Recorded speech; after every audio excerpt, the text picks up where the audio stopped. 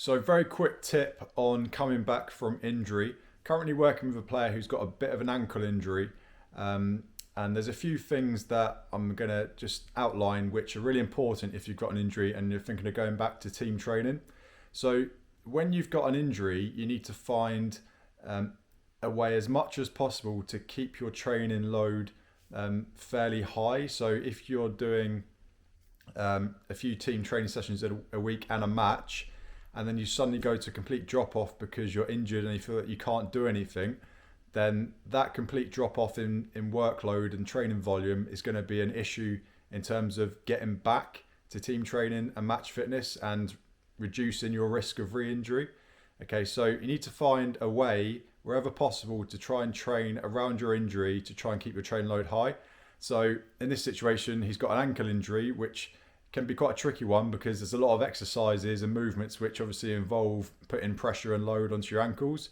But we've still been able to adapt and find a way to train around that injury and keep his training load fairly high and get some cardio work in there as well, so that when it comes to going back to team training, then there's not a sudden spike in workload, because we want to try and avoid a spike because that's going to really increase the risk of re-injury. So that's the first thing. If you're team training, your workload is here. Okay, you don't want to suddenly have a dip of nothing and then go back to normal team training. You want to try and keep things as level as possible in terms of your training load. Okay, second thing is this is a mistake I made a lot of times as a young player, and I bet you might have even made this mistake in the past.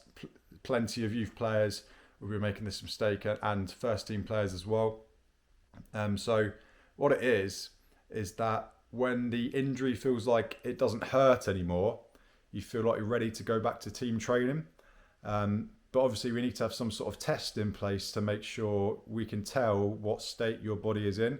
That's why it's really important on our elite player program is that we always do testing, so we have some data at the start to work with, so we know what you were like when you were in a fit state, and then we can refer back to that data when you're coming back from an injury. If you ever have a little injury setback, then we can get back to match fitness quicker because we have this data to refer to. So what the player was basically saying is that their ankle has still been hurting a bit this week, but they're going to go back to team training on Friday. So bear in mind, they've done no team training in 2 weeks now, and the load on the ankle has been, minimal. That's going to create a sudden spike in workload, okay, because they're suddenly going back to the normal movements they were doing before, having done none for the last 2 weeks. We've also got to think about plyometrics, okay? So plyometric movements, things like even running and sprinting is a plyometric movement, okay? So it's when you're contacting the ground for a split second and you're moving off, so you're bouncing off in different directions. And when you do that, you've got multiple times of your body weight going through your joints, through your body.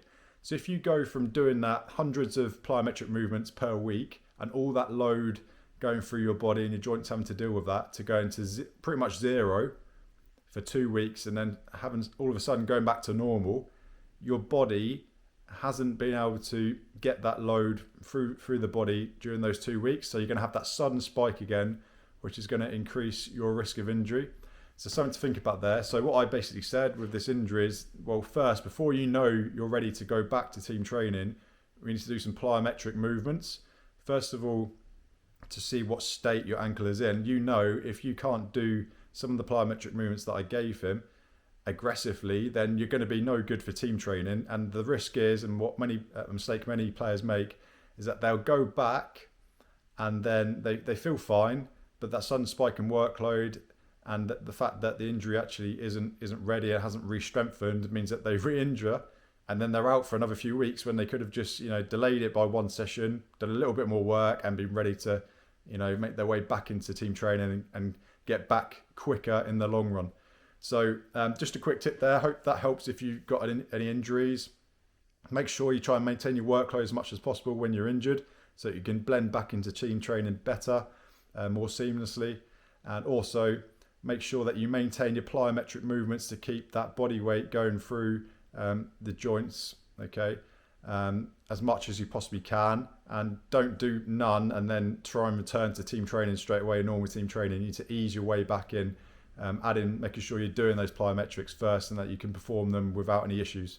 Hope this tip helped. Let us know in the comments if you have any other questions. Catch you soon.